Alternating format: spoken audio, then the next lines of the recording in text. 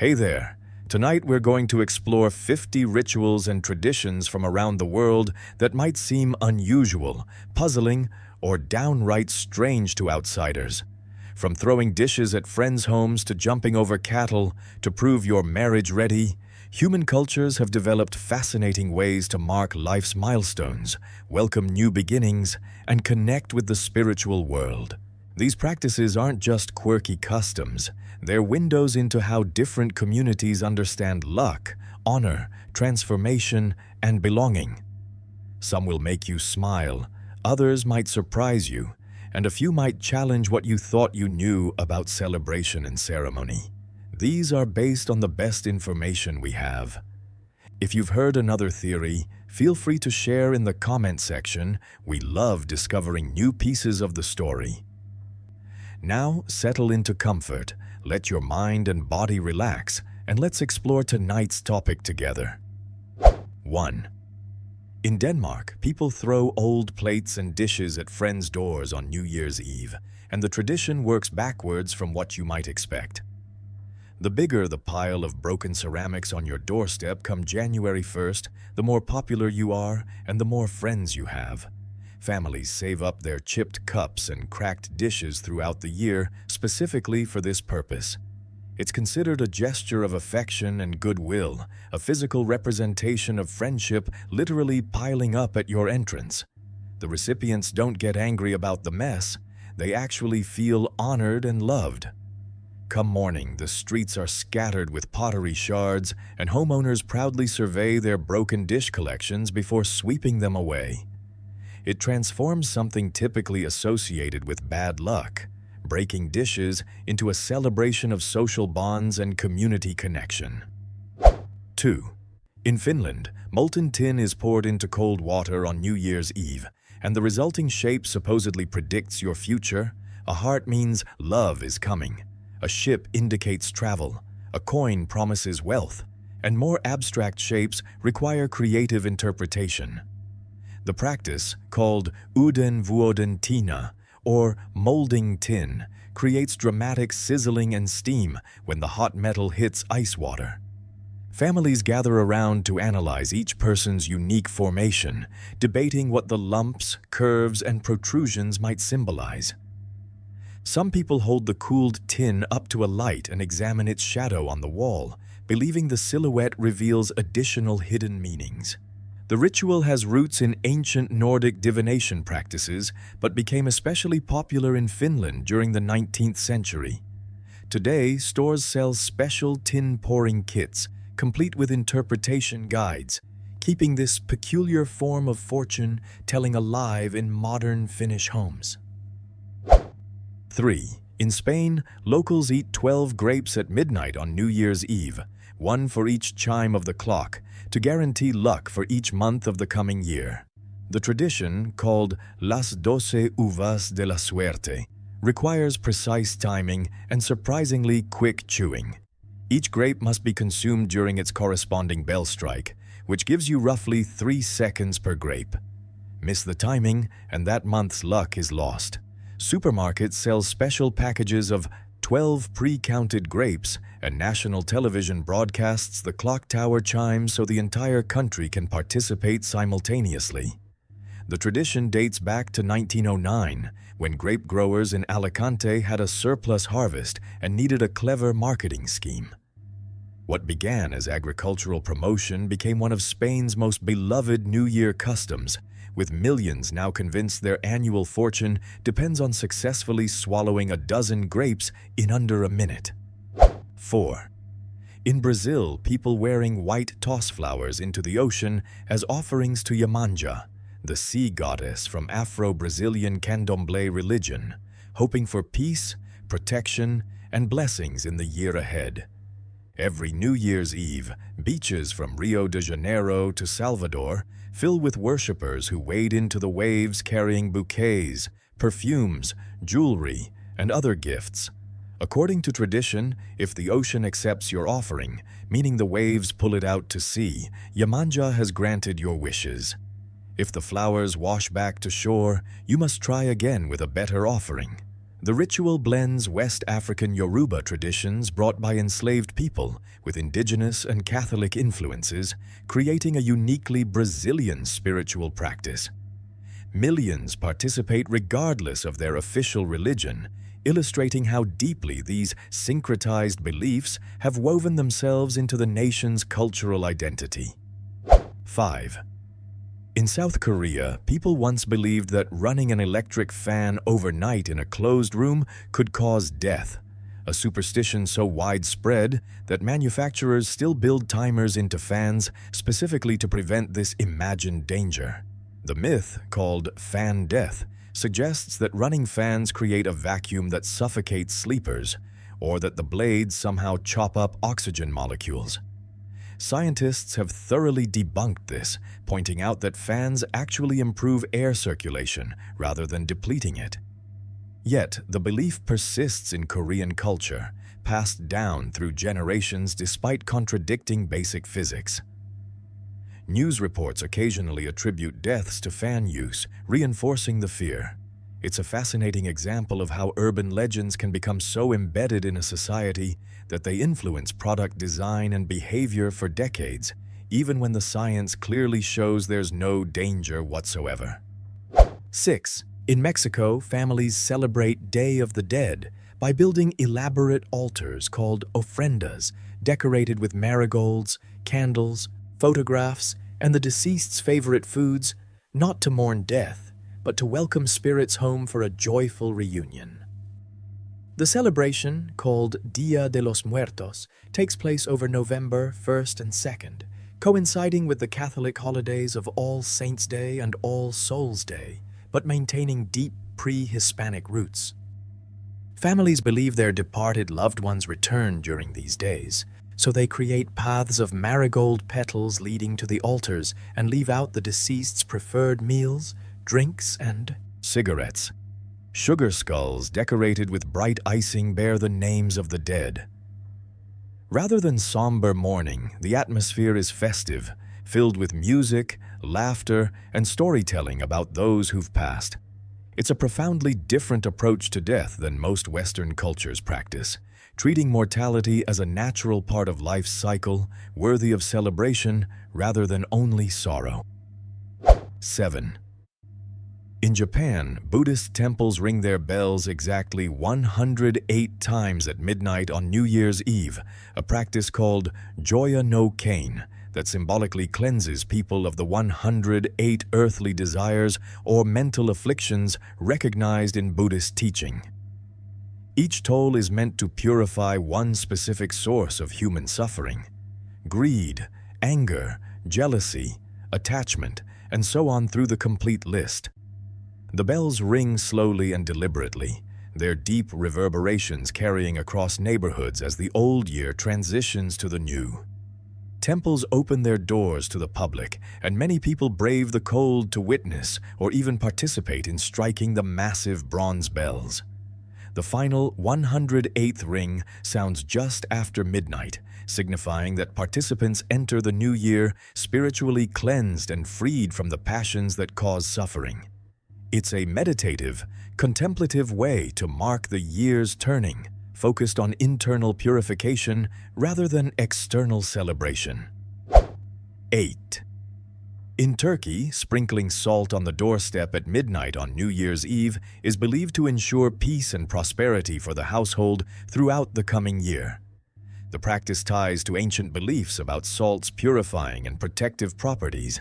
Its ability to preserve food translated symbolically into preserving happiness and driving away evil spirits.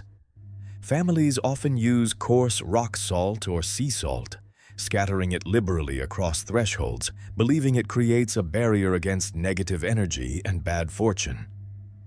Some variations involve drawing patterns or even writing wishes in salt on the doorstep before midnight strikes. The salt remains there until morning, when it's carefully swept away, taking any accumulated bad luck with it.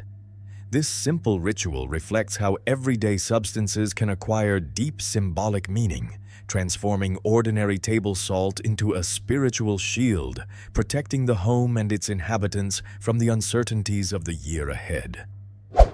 9. In Iran, families jump over bonfires during Chaharshanbe Suri, the festival of fire celebrated on the last Wednesday before spring, while shouting, Zardi ye man azto, sorki ye tu azman.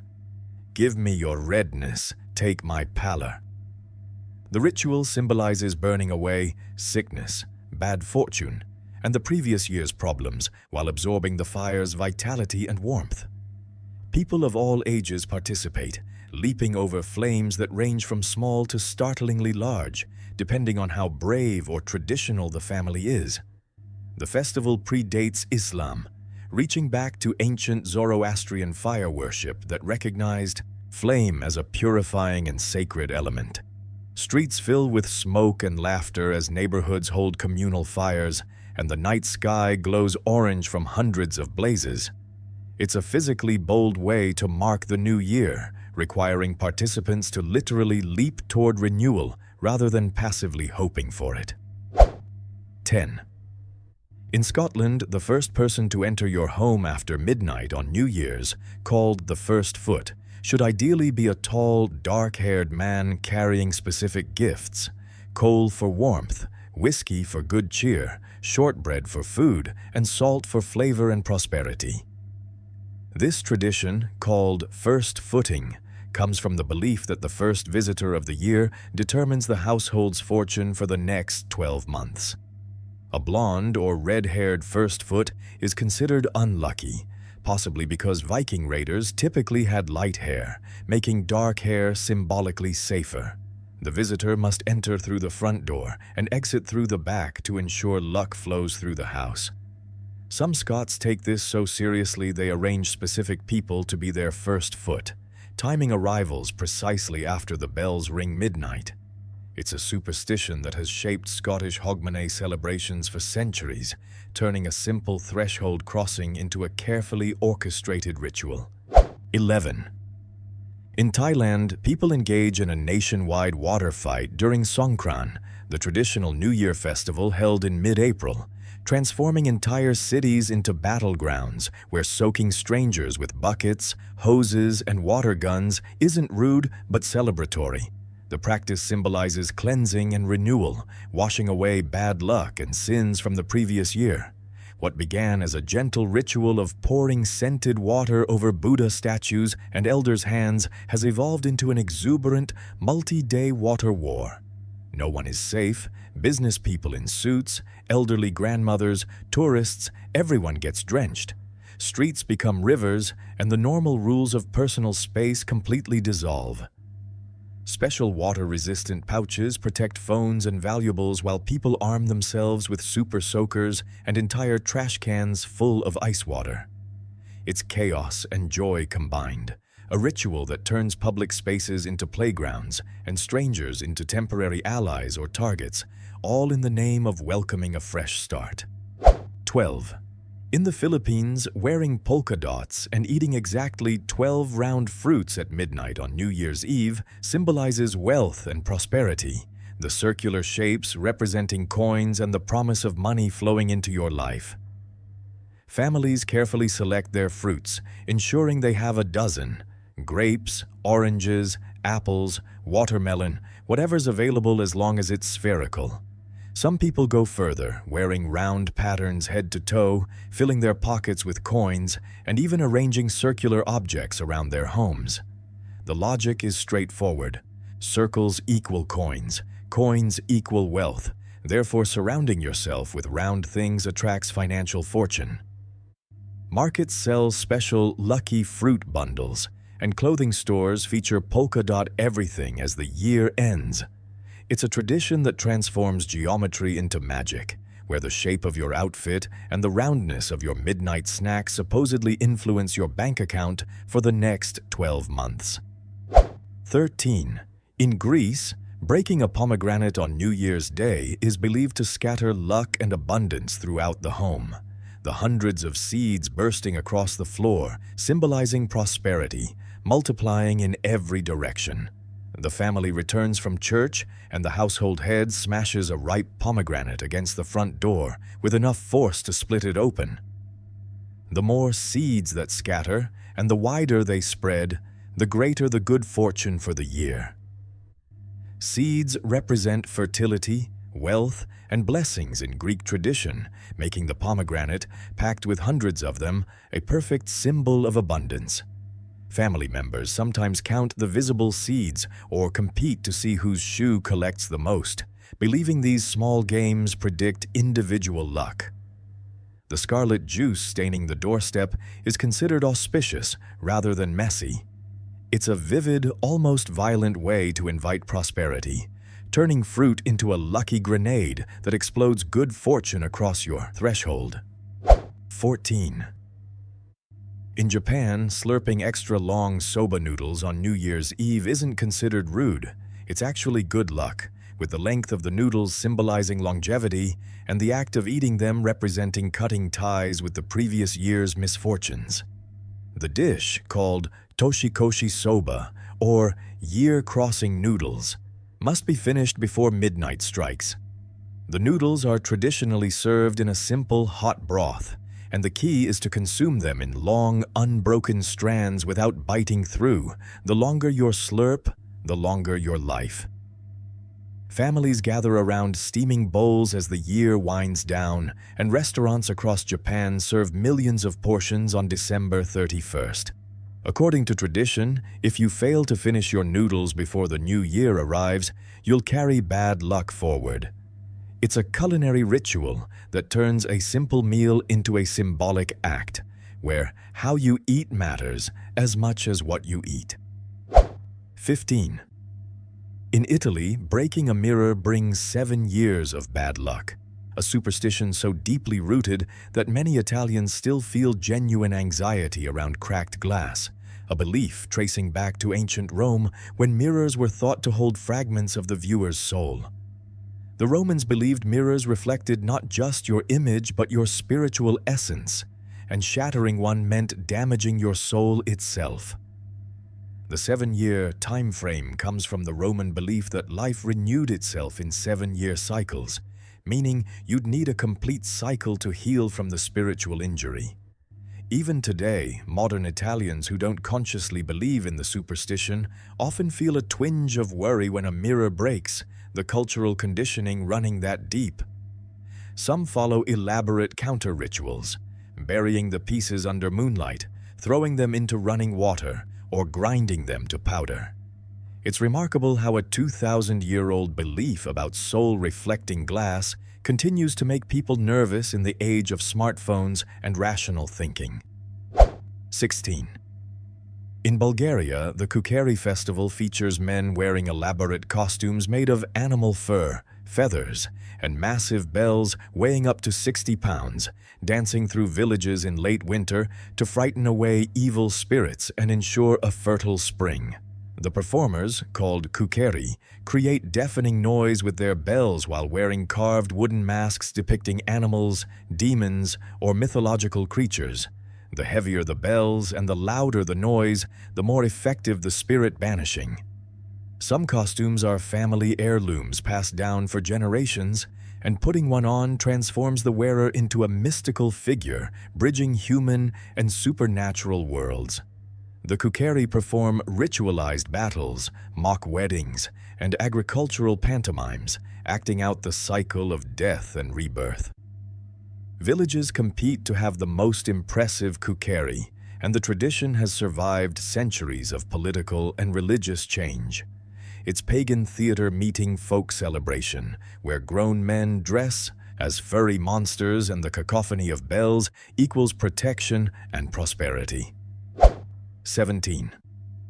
In Ireland, unmarried women traditionally sleep with mistletoe tucked under their pillows on New Year's Eve, hoping to dream of their future husband, a divination ritual blending Celtic plant magic with romantic wishful thinking. Mistletoe, being a parasitic plant that grows between earth and sky without touching ground, was considered magical by Celtic druids who saw it as belonging to the realm of spirits and prophecy. Young women would pluck sprigs on New Year's Eve, whisper their romantic hopes to the leaves, then place them beneath their pillows before sleeping. According to tradition, the plant's mystical properties would allow the spirits to send visions of the right partner through dreams. Some variations require complete silence from the moment the mistletoe is placed until morning, believing any sound would break the spell. It's a gentle form of fortune-telling that turns a plant into a matchmaker, allowing hope and imagination to paint pictures of possible futures. 18. In Ethiopia, New Year's Day, called Enkutatash, is celebrated in September rather than January, marking the end of the rainy season with dancing, coffee ceremonies, and children going door to door, singing songs and receiving fresh bread or small coins. The September timing follows the ancient Coptic calendar, which Ethiopia still uses alongside the modern Gregorian calendar, putting the country roughly 7 to 8 years behind in date calculation. The celebration centers around fresh yellow daisies called Ade Abeba that bloom across the highlands as the rains end and sunshine returns. Families gather for elaborate coffee ceremonies that can last hours, roasting beans, brewing 3 rounds of coffee with increasing strength, and using the ritual to reconnect and share stories. Young girls weave flowers into wreaths and create bouquets, delivering them to neighbors in exchange for treats. It's a harvest celebration, a solar festival, and a communal renewal all combined, showing how calendar systems shape when and how cultures mark new beginnings. 19. In India, the Holi festival covers entire streets and millions of people in bright-colored powders, vibrant pinks, yellows, blues, and greens, celebrating the triumph of good over evil and the arrival of spring through joyful, chaotic color warfare.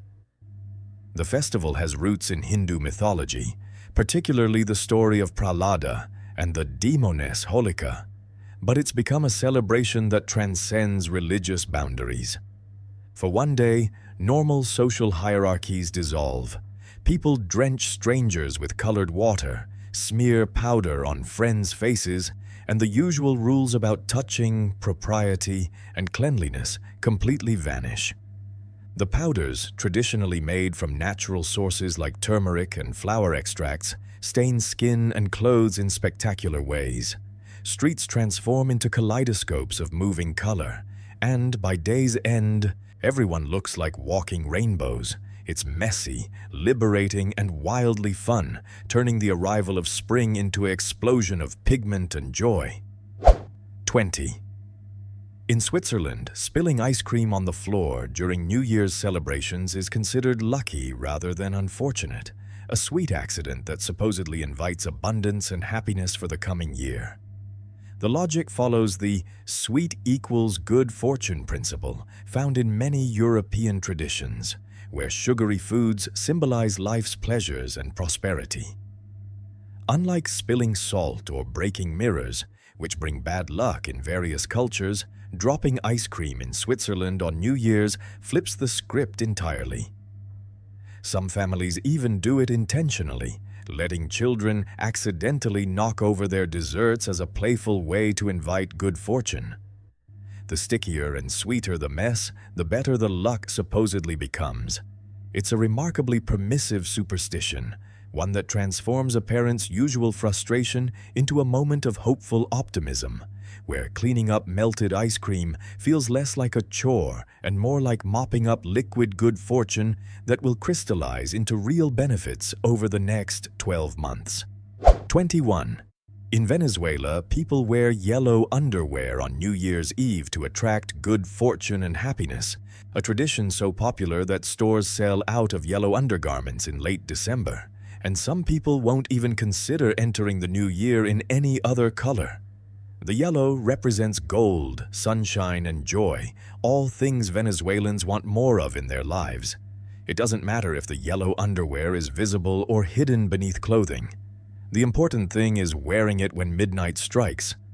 Some believers insist the underwear must be brand new, purchased specifically for the occasion, while others accept hand-me-downs or well-worn favorites as long as they're yellow.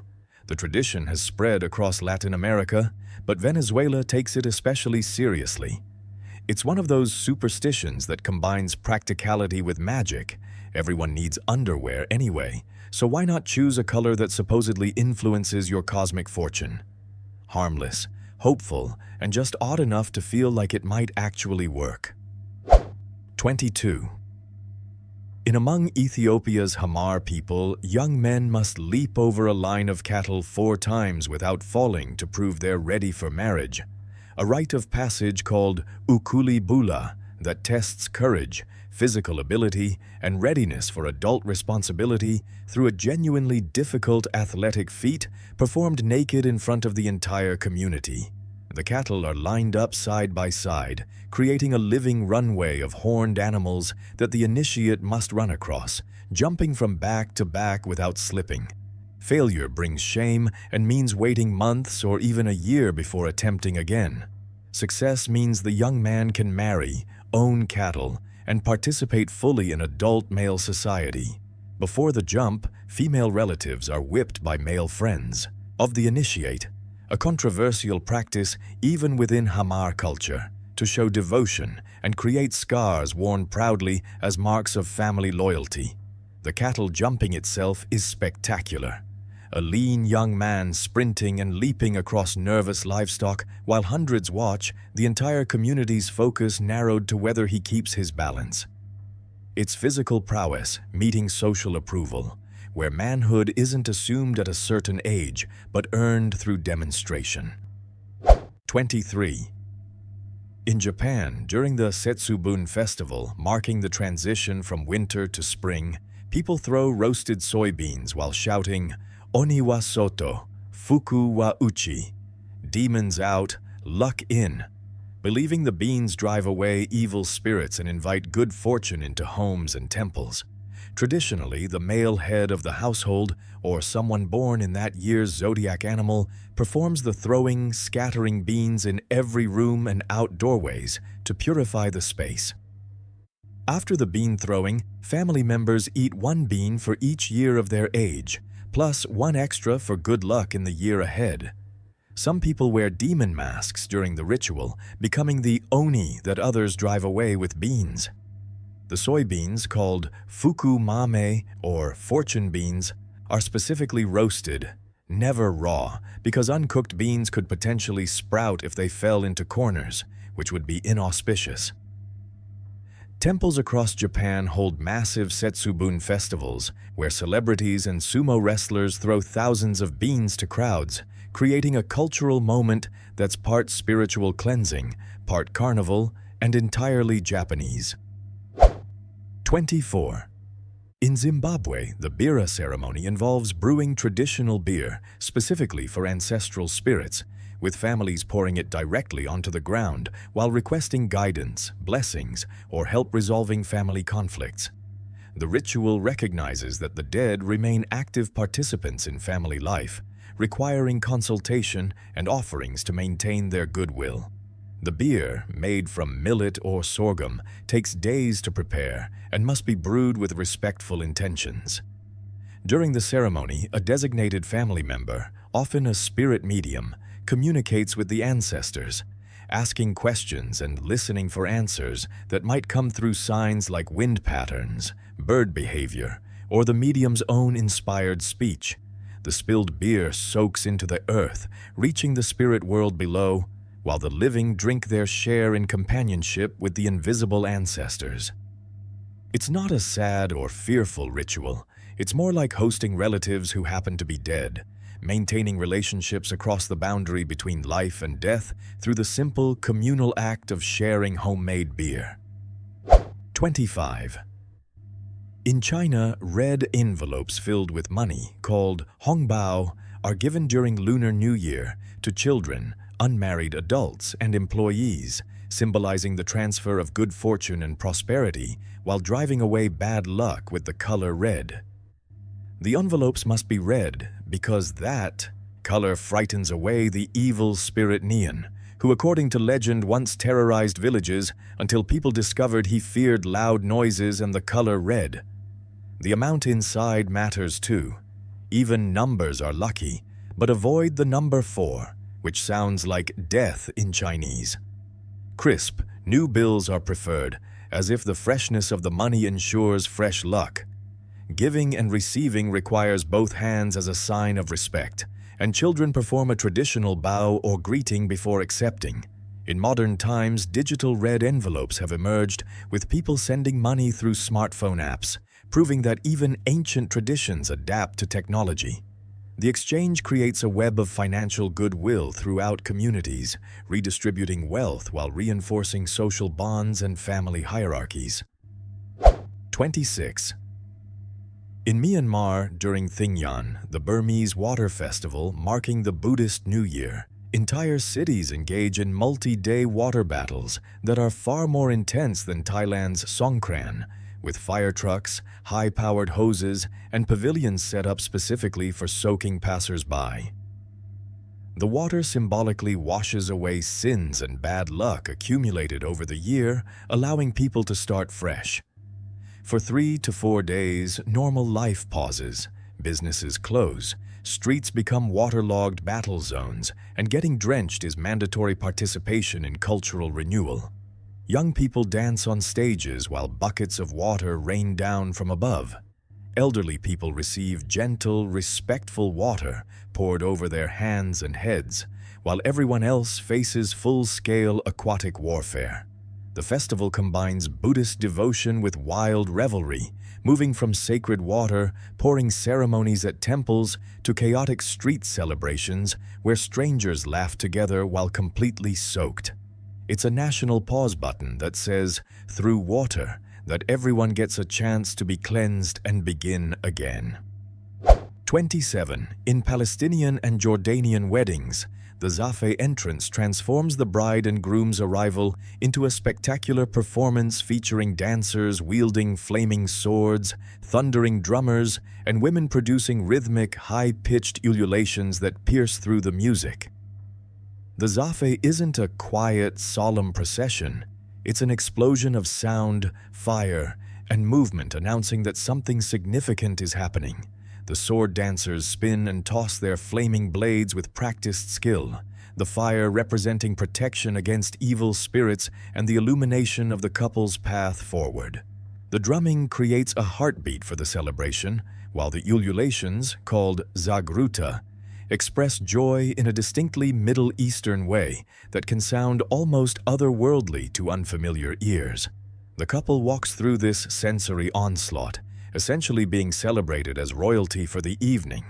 It's a tradition that refuses subtlety, insisting instead that major life transitions deserve fire, noise, and communal exuberance that no one could possibly ignore or forget. 28. In Bolivia's Tinku Festival, ritualized fistfighting between communities isn't violence, it's religious devotion, with participants believing that blood spilled during these arranged battles fertilizes the earth and ensures Pachamama, the earth goddess, will provide good harvests. The fights follow certain rules: no weapons, just fists and feet, and community elders monitor to prevent things going too far. But they're still genuine fights, and people do get seriously injured. The bloodier the battle, the better the agricultural prospects supposedly become, creating a strange calculus where broken noses and split lips equal abundant corn and potatoes. The festival happens during the harvest season, and after the fighting, communities feast and dance together, the violence transformed into bonding. It's a tradition that makes some Bolivians uncomfortable, while others defend it as essential cultural heritage. For participants, pain becomes prayer and bleeding becomes offering, turning the body itself into a sacrifice that feeds the land and sustains life for another year. 29. In Peru, people box each other during the annual Takanakui festival held on December 25th, settling grievances, disputes, and personal conflicts through organized fistfights that wipe the slate clean for the new year.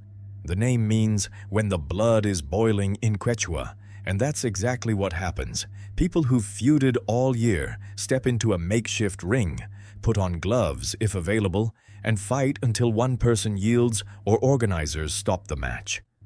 Afterward, the fighters hug, shake hands, and the conflict is considered completely resolved with no hard feelings carried forward. Women fight women, men fight men, and even children have supervised matches. The fights aren't secret or shameful. They happen in front of the whole community, with crowds cheering and traditional costumes adding ceremony to the violence. It's conflict resolution through controlled combat, a cultural pressure valve that lets tensions explode once a year in a structured way, then seals them away. Love it or hate it, Takanakui provides a definitive answer to the question of how to handle grudges, punch them out, and move on. 30. In Norway, families hide a single almond in their Christmas rice pudding, and whoever finds it receives a small prize, usually a marzipan pig, but more importantly, gains good luck for the entire coming year. The tradition, called mandelgave, turns dessert into a gentle competition. Family members carefully examine each spoonful, hoping to discover the hidden almond, but also strategically eating slowly to build suspense. Some people cheat, spotting the almond and pretending they haven't to see who else gets excited. Children especially take this seriously, convinced that finding the almond means genuine magical protection for 12 months. The pudding itself, called riskrem, is creamy and sweet, mixed with whipped cream and served with a berry sauce. The almond adds nothing to the flavor, it's purely symbolic, a tiny piece of luck hidden in ordinary food. It's one of the gentler traditions on this list, where fortune doesn't require leaping fire or breaking glass, just the simple, pleasant surprise of finding a nut in your Christmas dessert. 31. In Poland, the Śmigus Dingus celebration after Easter involves playful water fights and boys sprinkling perfume on girls they fancy, a tradition that started as a folk ritual celebrating spring's arrival but evolved into a socially acceptable way for young people to flirt. The water splashing aspect symbolizes cleansing and fertility, similar to other spring water festivals around the world. Historically, boys would douse girls with buckets of water, and the next day, girls would retaliate. The custom has mellowed over time, becoming gentler and more consensual, with perfume replacing ice-cold water in many communities. Some families still embrace the full water fight tradition, turning Easter Monday into a soaking wet celebration where no one stays dry. The ritual gives young people permission to interact physically in ways that might otherwise seem too forward, with cultural tradition providing cover for romantic interest. It's spring fertility symbolism, meeting teenage courtship, water and perfume serving as liquid courage for tentative romantic connections. 32. In Latvia, families jump over bonfires during midsummer festivals called Jani, believing that leaping through the flames purifies them from winter's darkness, brings good luck, and for unmarried people, attracts romantic love. The higher you jump and the more confident your leap, the better your fortune supposedly becomes. Couples jump together holding hands, testing their relationship's strength by whether they make it across while still connected. Young women weave flower crowns, and young men search for the mythical blooming fern, which, according to legend, flowers only on this magical night and grants wishes to whoever finds it. The bonfires burn all night as communities feast, sing traditional songs, and celebrate the summer solstice when the sun barely sets. Some people make wishes while jumping, others simply enjoy the thrill and heat. It's fire as a gateway to transformation, with the physical act of leaping through flames serving as a test of courage and a symbolic passage from one state of being to another. 33. In Ukraine, Christmas trees are sometimes decorated with artificial spider webs, a tradition that seems odd until you learn the legend behind it. The story tells of a poor widow who couldn't afford decorations for her family's Christmas tree. During the night, spiders in her home covered the tree with intricate webs.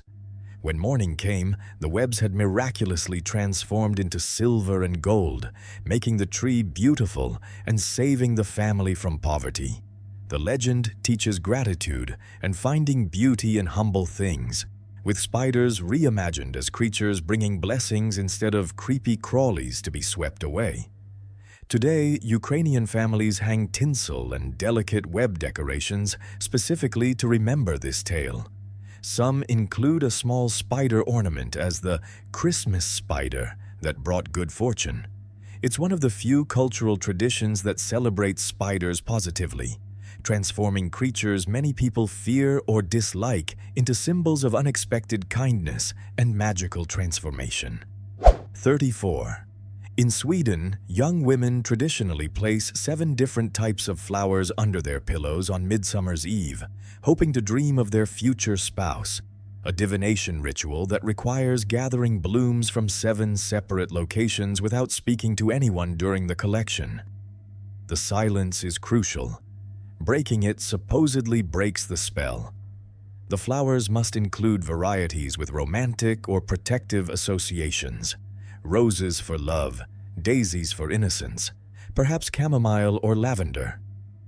After tucking the bouquet beneath her pillow, the woman sleeps hoping for vivid dreams revealing her destined partner. Come morning, the flowers are examined for signs or kept as lucky charms.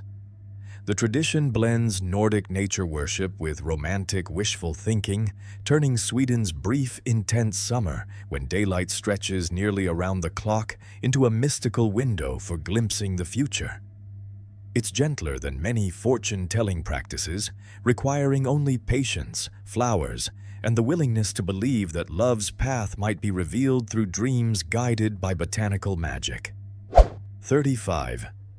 In Appalachia, the rural mountain region spanning several southern U.S. states, people eat black-eyed peas and collard greens on New Year's Day, believing this specific meal ensures wealth and good fortune for the coming year.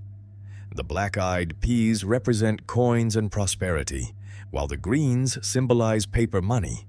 The more you eat, the more wealth you'll supposedly attract.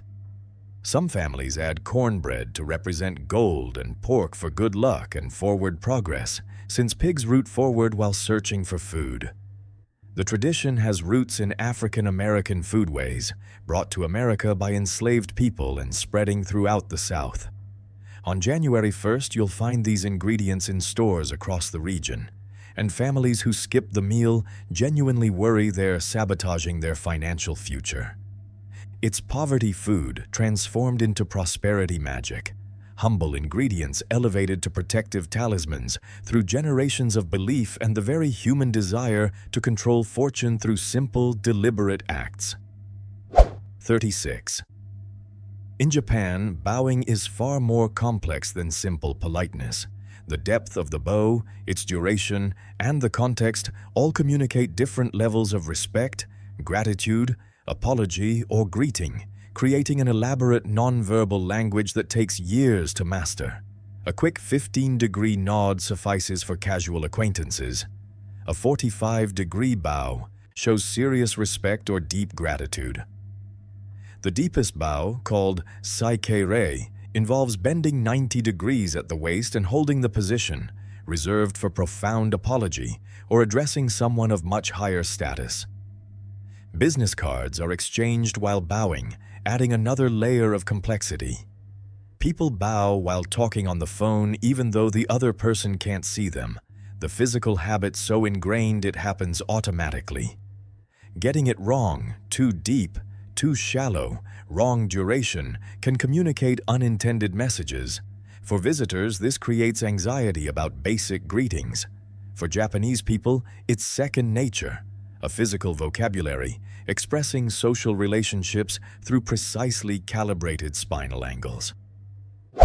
37. In Ghana, naming ceremonies for babies are deliberately delayed until the 8th day after birth, a cautious waiting period meant to ensure the child is meant to stay and will survive infancy, reflecting historically high infant mortality rates and spiritual beliefs about when a soul fully commits to earthly life.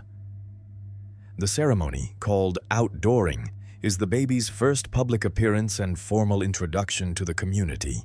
Family members suggest names, but elders make the final choice, often selecting names that reflect the day of the week the child was born or circumstances surrounding the birth.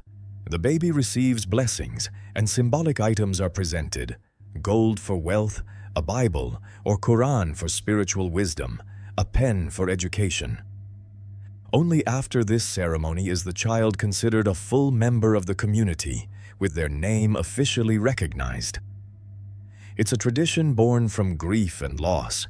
Too many babies didn't survive their first week, transforming cautious hope into eventual celebration when a child proves their grip on life is strong enough to warrant a name and a place in the world. 38. In Indonesia, during the Ngaben ceremony, Balinese Hindu cremation, families treat death not as a tragedy, but as a joyous occasion, throwing elaborate celebrations that can cost thousands of dollars and feature ornate towers, music, dancing, and community feasting. The cremation itself is spectacular. The body is placed in a wooden sarcophagus shaped like an animal. The higher the caste, the more elaborate the animal, then carried in procession to the cremation ground. Pallbearers deliberately spin and turn sharply, confusing the soul so it can't find its way back and becomes properly released. The tower carrying the body can be several stories tall, requiring dozens of people to carry. Flames consume everything while crowds watch, celebrating the soul's liberation from physical form. There's music, laughter, and a carnival atmosphere that seems jarring to outsiders accustomed to somber funerals. But in Balinese belief, death is transformation and freedom, not ending, a view that fundamentally reshapes how the living relate to mortality. 39. In Japan, many students visit shrines before important exams to purchase good luck charms called omamori, believing these small fabric pouches blessed by Shinto priests genuinely improve test performance through spiritual intervention.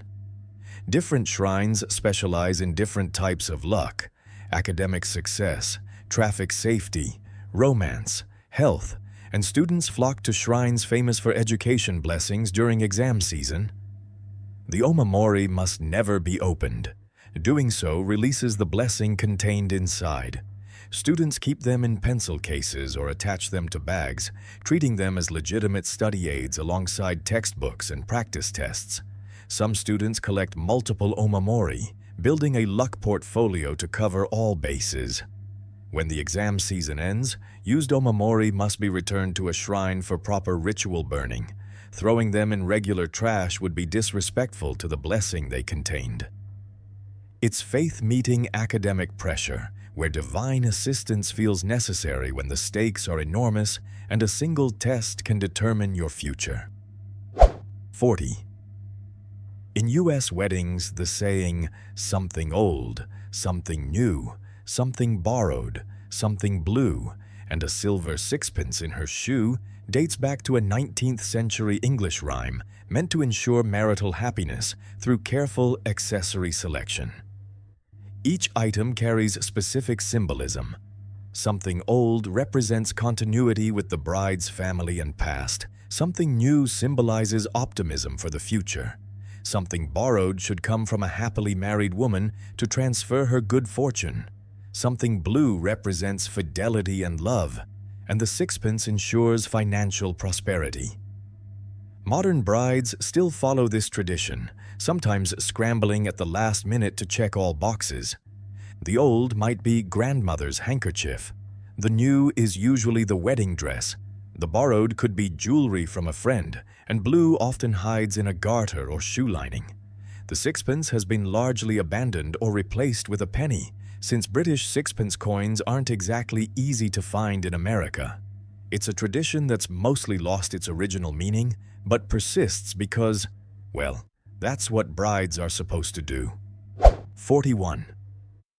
In France, kissing under mistletoe on New Year's ensures love throughout the coming year, and refusing a kiss under the mistletoe is considered extremely bad luck, a social pressure that transforms botanical decoration into romantic obligation. The tradition ties back to Celtic and Norse mythology, where mistletoe represented peace and reconciliation. In France, the custom became specifically associated with New Year's rather than Christmas, and the rules are taken somewhat seriously. If mistletoe hangs above a doorway or in a room, couples passing beneath it are expected to kiss, and even acquaintances might exchange polite cheek kisses to honor the tradition. The plant's parasitic nature, growing on other trees without roots in the ground, gave it mystical associations, suspended between earth and sky. For French romantics, that in-between status makes it a perfect symbol for love, which also exists in a space between reason and fantasy, requiring both people to suspend normal rules and believe in something intangible. 42. In Japan, people visit shrines at dawn on New Year's Day, a practice called Hatsumode, or First Shrine Visit, to pray for blessings, purification, and good fortune in the year ahead, creating a mass pilgrimage where millions converge on sacred sites in the first days of January. Major shrines see impossible crowds. People wait in lines for hours in winter cold just to reach the main hall for a brief moment of prayer. The crowds are so dense that normal walking becomes shuffling, and authorities sometimes have to control access. But people do it anyway, considering it essential to start the year properly.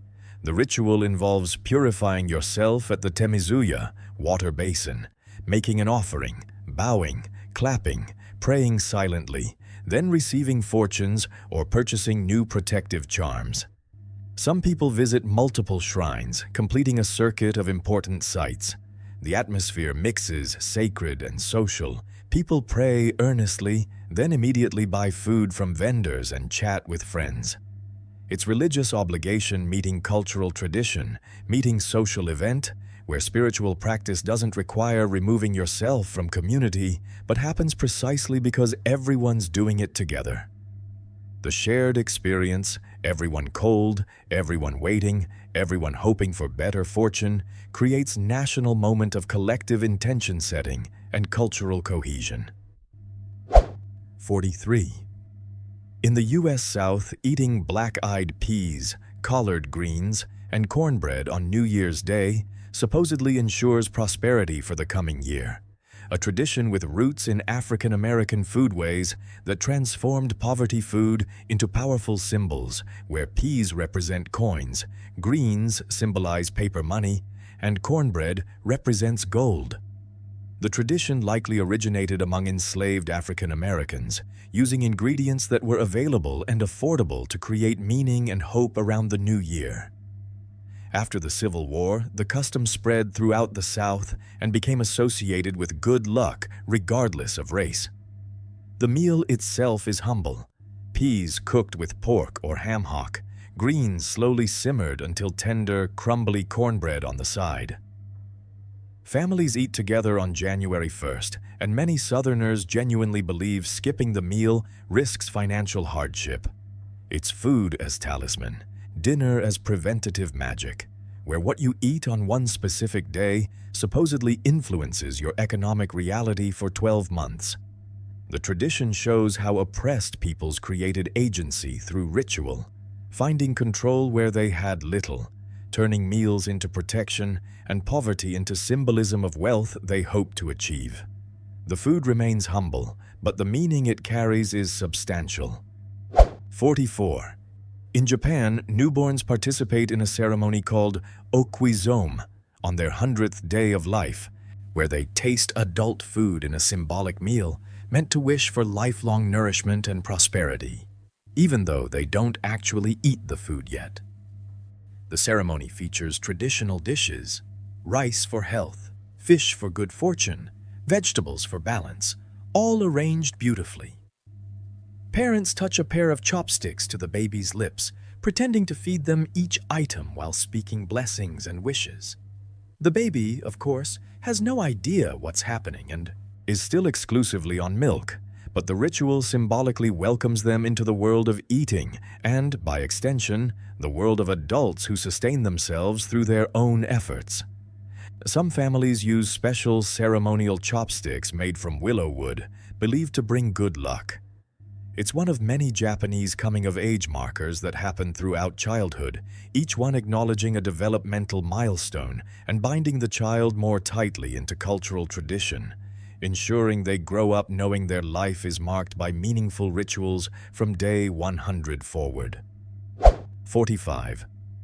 In Peru's Andes Mountains, communities hold payment to the earth ceremonies called Pago a la Tierra, or Despacho, where they bury elaborate offerings of coca leaves, candy, cookies, wine, and llama fat for Pachamama, the earth goddess who controls agricultural fertility and natural disasters. The offerings are carefully arranged in patterns on special paper, folded into bundles, then either burned or buried while prayers are spoken. Every element has meaning. Coca for communication with spirits, sweets to please Pachamama's taste, llama fat for prosperity, wine for celebration. A shaman or community elder conducts the ceremony, invoking Pachamama's protection and asking for good harvests, healthy livestock, and safety from earthquakes and floods. It's not a quaint folk custom, but a living religious practice, taken as seriously as any other prayer ritual. The ceremony acknowledges human dependence on nature's goodwill, treating the earth as a conscious being who must be honored, thanked, and occasionally appeased through generous offerings that literally feed the ground beneath their feet. 46. In Romania, young men wear bear costumes and dance through villages during New Year celebrations. Their performances meant to scare away evil spirits and ensure community prosperity through the combination of loud noise, intimidating appearance, and ritualized movement. The costumes are heavy, made from actual bear pelts or synthetic fur, and can weigh 40 pounds or more. Dancers move in groups, making deep growling sounds and lunging at spectators, especially children who shriek in delighted terror. The bear represents strength, ferocity, and the wild power that humans need on their side to survive winter. Some versions include mock bear deaths and resurrections, symbolizing winter's end and spring's return. The tradition predates Christianity, rooted in pagan beliefs about shape-shifting and animal spirits. Young men train for weeks to master the heavy costumes and synchronized dances. It's physically exhausting, spiritually significant, and creates a spectacle where the line between human and animal blurs, allowing ordinary people to embody wild power for one magical night before returning to normal life. 47. In China, sweeping or cleaning your house before Lunar New Year removes accumulated bad luck and makes space for incoming good fortune. But sweeping on New Year's Day itself is strictly forbidden because you risk sweeping away the fresh luck that just arrived. This creates a frantic cleaning period in the days before the holiday, with families scrubbing every surface, clearing clutter, and essentially purging their homes of the previous year's spiritual debris. Come New Year's Day, brooms and dustpans are hidden away. Some families won't even take out the garbage for fear of throwing away prosperity. If something breaks, the pieces stay on the floor until the next day. Hair washing is also avoided. You might wash away good fortune. The rules create a strange tension between wanting a clean, orderly home and not daring to do anything that might interfere with luck's delicate arrival. It's magical thinking applied to housework, where timing matters as much as the act itself, and a broom becomes either a purification tool or a threat, depending entirely on what day you're holding it. 48. In Japan, many people eat Kentucky Fried Chicken on Christmas Eve, not as a joke or irony, but as a genuine, beloved tradition that emerged from a wildly successful 1970s marketing campaign that convinced the nation that fried chicken was the appropriate Christmas meal. KFC restaurants take reservations weeks in advance for Christmas Eve, with people lining up for hours to collect their Christmas chicken buckets, which come with special holiday packaging. The tradition started when KFC's first Japanese manager overheard foreigners lamenting the lack of turkey for Christmas and began marketing fried chicken as a substitute. The campaign's slogan, Kurisumasu ni wa Kentucky, or Kentucky for Christmas, became embedded in national consciousness. For many Japanese families who don't celebrate Christmas religiously, the KFC meal has become the main event, more important than any other aspect of the holiday. It's corporate marketing that accidentally created authentic tradition, proving that cultural practices don't need ancient roots to feel meaningful. Sometimes they just need good timing and effective advertising. 49. In Morocco, the henna night before weddings transforms the bride through elaborate decorative patterns painted on her hands and feet with henna paste, a joyful gathering of women that symbolizes protection, fertility, and the bride's transition from daughter to wife. The designs are incredibly intricate, taking hours to apply, featuring geometric patterns, flowers, and traditional symbols. The henna must dry completely. Then the paste is scraped off, leaving behind deep reddish-brown stains that last for weeks. The darker the stain, the stronger the groom's love supposedly will be, and also the better the bride's relationship with her mother-in-law, creating dual pressures for achieving optimal henna darkness. Women sing traditional songs, share advice about marriage, and celebrate without male relatives present. The bride sits patiently for hours while the henna artist works, surrendering to the slow beautification process. It's both artistic expression and protective magic, the henna believed to ward off evil spirits and bad luck, while marking the bride as someone in transition, temporarily adorned beyond everyday life before entering her new role. 50.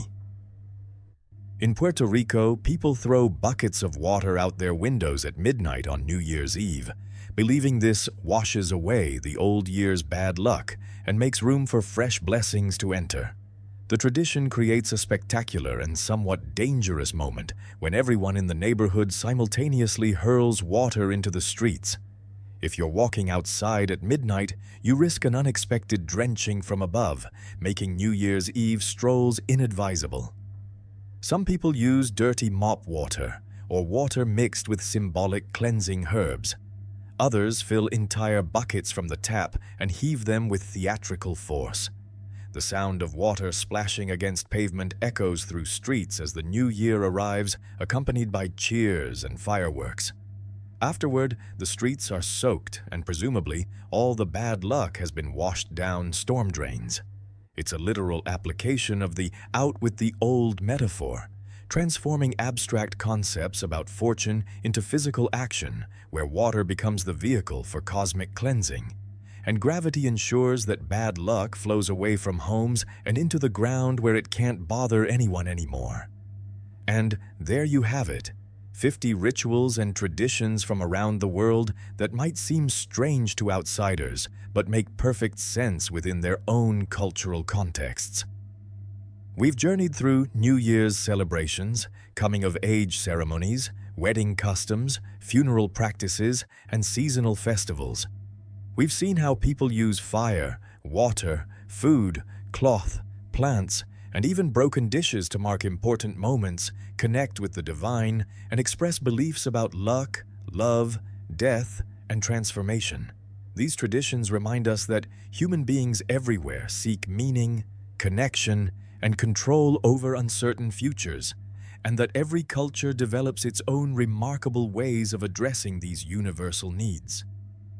Drop a comment below sharing which fact surprised you most, or tell me about an unusual tradition from your own culture that others might find strange.